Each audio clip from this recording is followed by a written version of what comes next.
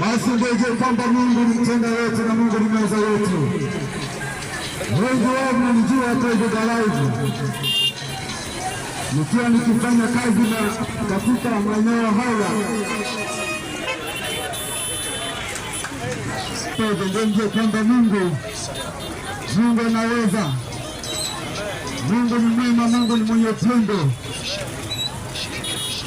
Ni kwa sababu hiyo watu wengi tukiwa tunahangaika na mizigo kadha na kadha, ni kwa sababu hatuna maarifa, tunatumia akili zetu. Lakini neno la Mungu linasema msiishi kwa kutegemea akili zenu, wala msiishi kwa kumtegemea mwanadamu, na yeyote yule aweza kumtegemea mwanadamu yeye atakuwa amelaaniwa.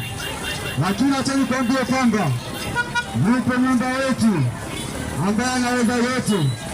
Ndio neno linakwambia kwamba nitasi kwa mateso yako na mimi nitakuokoa. Kwa nini nasema hivyo? Mimi nimepitia maisha mengi katika maeneo haya, na ndio maana nimesema kwamba wanapita nikienda kuhubiri maeneo tofauti, lakini leo ngoja niwasalimie kidogo. Hiyo ndio kwamba Mungu anaweza mambo yote. Mungu wetu anaweza mambo yote.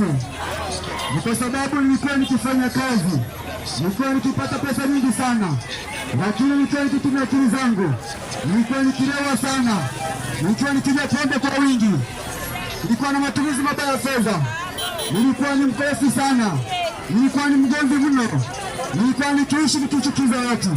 Watu wengi walikuwa waishi kwa kunifurahia, lakini acha nikwambie kwamba kuna mambo mengi nafanya ambayo nilikuwa nikiingia kwenye mapaa, nilikuwa